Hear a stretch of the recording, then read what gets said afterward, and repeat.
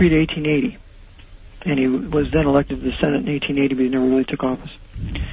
I call him the unaware fourth commander-in-chief of the Pope's Holy Roman 14th Amendment American Empire.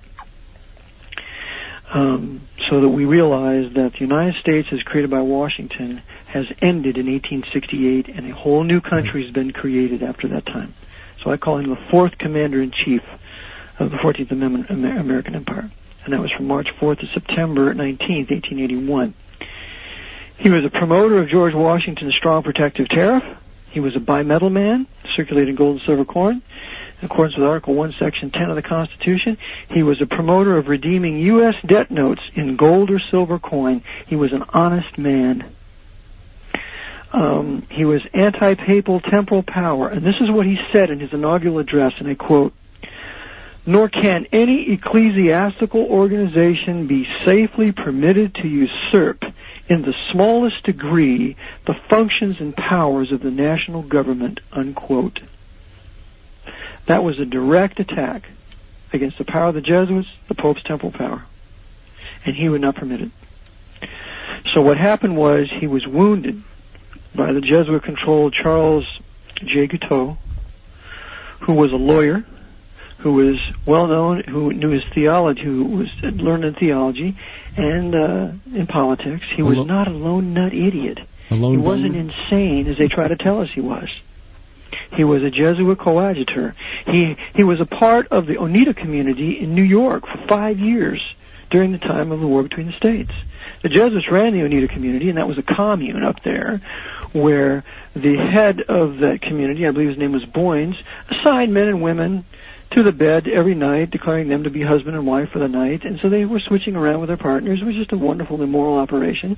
And here this guy's a part of this. So he does the shooting. Garfield is shot. But the killing was done by the doctors. Yeah, he doesn't die after the shooting. He doesn't die. It takes 80 days for him to die. Okay, now, the assassins were Dr. Willard Bliss and his allopathic medical team of assassins. Dr. Willard Bliss refused to allow the doctor of the president to tend to him. They got in a fist fight, and after Bliss beat the guy left and never saw Garfield again. Oh, yeah, and so and this is what they did. Now get a load of this.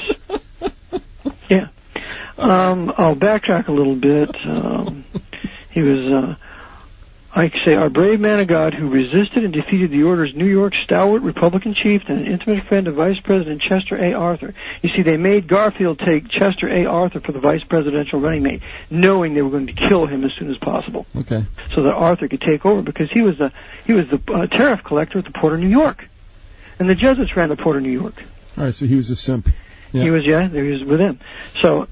And I said, as if these honest and Protestant fiscal heresies were not enough, Garfield sealed his doom when he proclaimed that no ecclesiastical organization, including the Orders of Roman Papacy, would be permitted to usurp the powers of the national government. A supposed Protestant, Charles J. Guiteau, known personally to Secretary of State Blaine, was chosen to shoot the liberal heretic in the back. Once wounded, Dr. Willard Bliss, with his team of assassins, finished off the president 80 days later. Now get a load of this. Blaine is a Jesuit coadjutor. According to Edwin A. Sherman, the author of The Engineer Corps of Hell, who was a high Mason, and he wrote this book in 1883. Nevertheless, he was still a patriot. He said Blaine was a Jesuit coadjutor, and he said Blaine was the biggest pusher of the 14th Amendment to convert this country into an empire. So according to Sherman's testimony, Blaine is a coadjutor. What happens? Blaine is Garfield's Secretary of State. What a surprise. Isn't that a surprise? Yeah. Chester Arthur is waiting in the wings to be president, right? Mm-hmm. He's from the New York port, who was kicked out of the port by Rutherford B. Hayes for his corruption.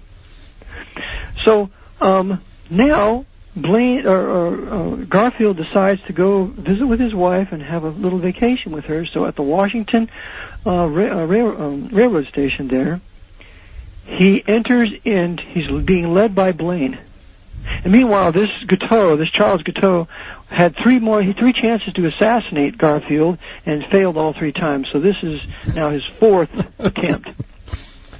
So Guiteau is hiding behind a door and a window, and he knows that Garfield's entering the ladies' waiting room, being led by Blaine.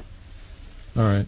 So Garfield is being led into the ladies' waiting room, being led by Blaine. Guiteau jumps out from behind him, shoots him once. It ricochets off his right arm, shoots him in the low back the second time. Garfield said, "My God, what is this?" Yes, this will ruin your day. Yeah. So Blaine knows exactly what's going down because this is all planned. And immediately, the guy who appears on the scene is Dr. Willard Bliss, who is a well-known Washington doctor, but he's not the president's doctor. Right. The first thing he does is he turns the president over, and the president's still conscious. He's a big guy. He's 210 pounds, muscle-bound. He's not a wimp. Willard Bliss takes his index finger and he jams it into the wound, into the bullet hole of the back of Garfield. A little more damage? More damage and infection. Okay. Other doctors come to help Bliss, who are, of course, part of his team of assassins. They stick their fingers in, too, further infecting him. And then he takes a long metal tool and tries to find the bullet, and he burrows. And what was once a 3-inch wound now becomes a 20-inch wound. With non-sterilized equipment, right? Unsterilized equipment, and they're killing him by digging in him and making the wounds worse. Still, he survives. He is taken back to the White House, and he's given this horrible diet of heavy meats, hard food. And what does he do? He throws up. They give him whiskey. He further throws up. So they're doing everything they possibly can do to kill the man. Yeah. So meanwhile, the president, Mrs. Garfield, her physician comes, and another physician comes, and Bliss consigns them to merely be orderlies. And then Garfield's doctor comes. They get in a fist fight. They drive him out. He's a homeopath. So this is an allopathic murder, and drives this doctor out. And so it gets so bad with Garfield that he's full of pus. He's emitting pus out of every orifice. They tried to feed him rectally with this strong food. He can't hold it in. They lance his eyes. They lance his body where he's dripping pus. He's finally moved to New Jersey because he demands to be moved there. And he says, "I've not asked you, Mr. Bliss, to be my physician." So they build railroad tracks, which takes a longer period of time to get to this cottage in New Jersey. And then they take him in, and then ultimately he dies in this cottage in New Jersey. Well, it's not a bad place to die. Yeah. So anyway, I guess the long and the short of it is that Blaine was the accomplice. Yep. Chester Arthur was the beneficiary. What does he do? He reverses Garfield's policies of a protective tariff and bimetallism and so on.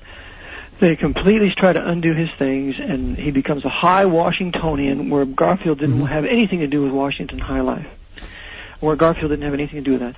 And so they got rid of Garfield that way because ultimately he was a condemned heretic and a liberal, according to the Council of Trent, and therefore it's no murder to kill this guy. Eric, we're probably going to go 2 hours. Don't get mad at me. Okay. All right. Good. I mean, that's good coverage because Garfield is a very enigmatic end. And you know what people don't ask? I mean, you have these assassinations taking place from, Lincoln in 1865 to McKinley in 1901. Mm-hmm. I mean, that's just a short span of time, and here you have like 3 presidents assassinated. Right. I mean, what is shaking here? Right. And and then this Charles Guiteau, who does the shooting, he has his own defense. And they try him, and his trial lasts for something like 60 days in Washington. They call it the best show in town.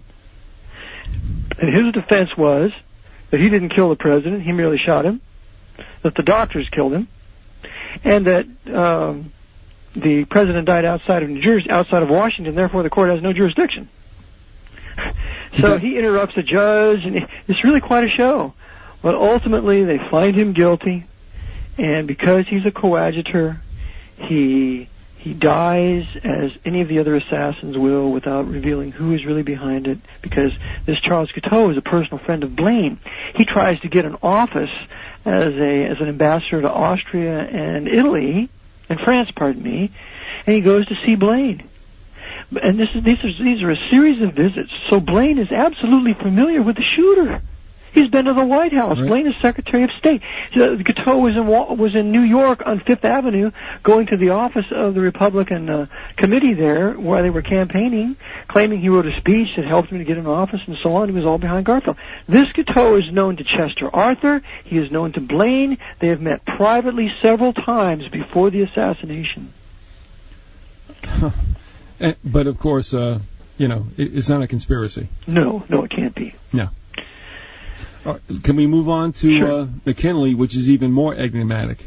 Mm-hmm. Now, does bimetallism play a part in this? And if so, what is bimetallism? Okay, bimetallism is the honoring of the Constitution in Article 1, Section 10, where it says that no state shall make anything but gold and silver coin a tender in payment of debts. Written by Roger Sherman, another great Bible-believing Protestant. Okay?